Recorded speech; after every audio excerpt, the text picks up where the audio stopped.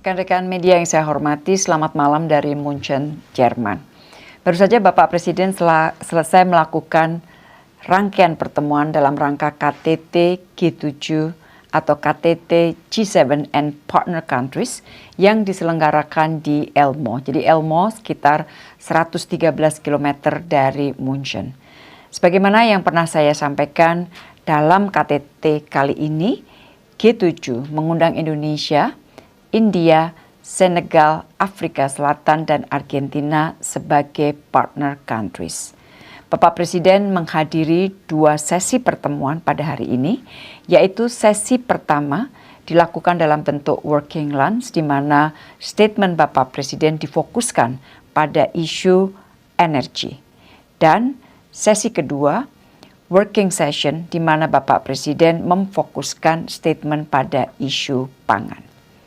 Beberapa hal yang disampaikan Bapak Presiden dalam sesi pertama yaitu mengenai masalah energi dan perubahan iklim, antara lain Bapak Presiden menyampaikan bagi rakyat Indonesia dan di negara berkembang lainnya, resiko perubahan iklim sangatlah nyata. Komitmen dan upaya Indonesia untuk perubahan iklim dan transisi energi sangat jelas. Indonesia memiliki potensi sebagai kontributor energi bersih juga sangat besar, baik di dalam perut bumi, di darat maupun di laut. Selain itu, Bapak Presiden juga menyampaikan bahwa Indonesia memerlukan investasi besar dan teknologi rendah karbon guna mendukung transisi menuju energi bersih yang cepat dan efektif. Dalam kaitan inilah, investasi yang diperlukan oleh Indonesia adalah antara 25 sampai 30 miliar US dollar untuk transisi energi 8 tahun ke depan. Transisi energi juga dapat dioptimalkan sebagai motor pertumbuhan ekonomi, membuka peluang bisnis dan lapangan kerja baru. Dan Bapak Presiden mengajak negara G7 untuk berkontribusi dalam memanfaatkan peluang ini, terutama peluang investasi di sektor energi bersih di Indonesia, termasuk pengembangan ekosistem mobil listrik dan baterai litium. Di akhir pernyataannya, Bapak Presiden meminta dukungan dan kehadiran semua negara G7 di KTT G20. Rekan-rekan media yang saya hormati, untuk sesi kedua, Bapak Presiden memfokuskan pada isu pangan. Dan di dalam statementnya, Bapak Presiden antara lain menyampaikan bahwa rakyat di negara berkembang terancam kelaparan dan jatuh ke jurang kemiskinan ekstrim.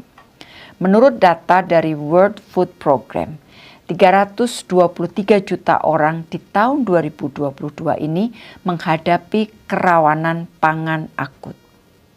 Ini adalah permasalahan hak asasi manusia yang mendasar. Jadi pangan adalah permasalahan hak asasi manusia yang paling mendasar, di mana perempuan dan keluarga miskin menjadi yang paling terkena dampaknya menghadapi kekurangan pangan. Bapak Presiden juga menekankan bahwa perlu tindakan yang cepat untuk mencari solusi konkret. Produksi pangan harus ditingkatkan, rantai pasok pangan dan pupuk global harus kembali normal.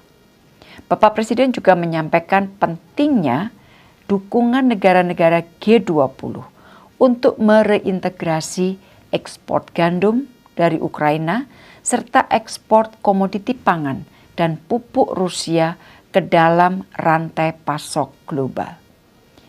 Hal ini dilakukan melalui pertama tentunya yang diperlukan dukungan dari G7 adalah memfasilitasi ekspor gandum Ukraina agar dapat segera berjalan. Dan yang kedua, pentingnya mengkomunikasikan kepada dunia bahwa komoditas pangan dan pupuk dari Rusia tidak terkena sanksi. Bapak Presiden menyatakan bahwa komunikasi yang intensif diperlukan agar tidak terjadi keraguan berkepanjangan dari publik internasional. Dan komunikasi yang intensif juga perlu dilakukan kepada pihak-pihak yang terkait seperti bank, asuransi, perkapalan, dan lain-lain. Bapak Presiden di dalam pernyataannya juga mengatakan bahwa dampak perang terhadap rantai pasok pangan dan pupuk sangatlah nyata. Khusus untuk pupuk, jika gagal menanganinya, maka krisis beras yang dapat menyangkut 2 miliar manusia, terutama di negara berkembang, dapat terjadi.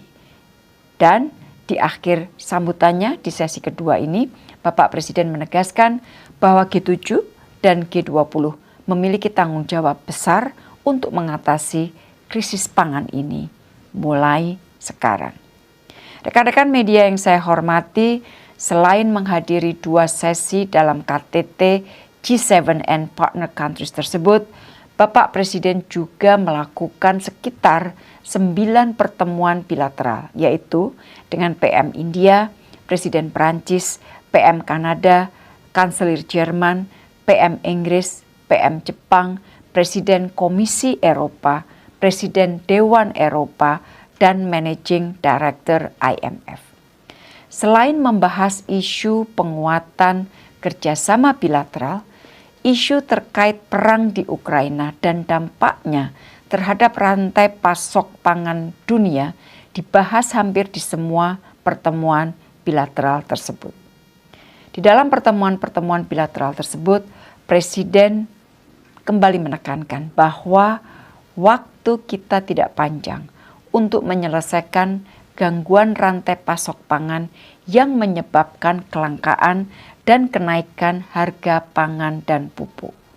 Dan jika dunia tidak bersatu untuk menyelesaikan masalah tersebut, maka yang paling akan merasakan dampaknya adalah ratusan juta atau bahkan miliaran penduduk negara berkembang. Di sini sangat jelas Presiden membawa suara negara berkembang yang memang sangat terdampak dari terjadinya perang di Ukraina. Kekhawatiran terhadap rantai pasok pangan memang sangat mengemuka di dalam diskusi-diskusi bilateral. Rekan-rekan media yang saya hormati, selain hal tersebut di dalam pertemuan-pertemuan bilateral, Bapak Presiden juga menyampaikan mengenai persiapan KTT G20. Dan di dalam pertemuan-pertemuan tersebut, kita lihat dengan jelas dukungan terhadap presidensi Indonesia masih sangat kuat. Rekan-rekan, itulah hasil pertemuan Presiden baik di KTT G7 and Partner Countries maupun pertemuan Presiden dengan sejumlah pemimpin dunia yang hadir di dalam KTT ini. Selanjutnya, Presiden akan meneruskan perjalanan ke Ukraina melalui Polandia. Sebagai informasi teman-teman, dalam beberapa hari ini saya juga melakukan komunikasi intensif dengan berbagai pihak dalam rangka kunjungan Bapak Presiden ke Ukraina dan ke Rusia. Tentunya komunikasi juga terus kita lakukan dengan Ukraina dan Rusia sendiri. Dan selain itu, komunikasi-komunikasi lain yang saya lakukan antara lain dengan Presiden Palang Merah Internasional, dengan UN OCHA, dengan Sekjen Antet, dengan Menteri Luar Negeri Turki, dan yang paling terakhir saya lakukan pembicaraan per telepon dengan Sekjen PBB. Rekan-rekan, demikian yang dapat saya sampaikan dari München. Update selanjutnya insya Allah akan diberikan dari Kiev. Terima kasih dan selamat malam.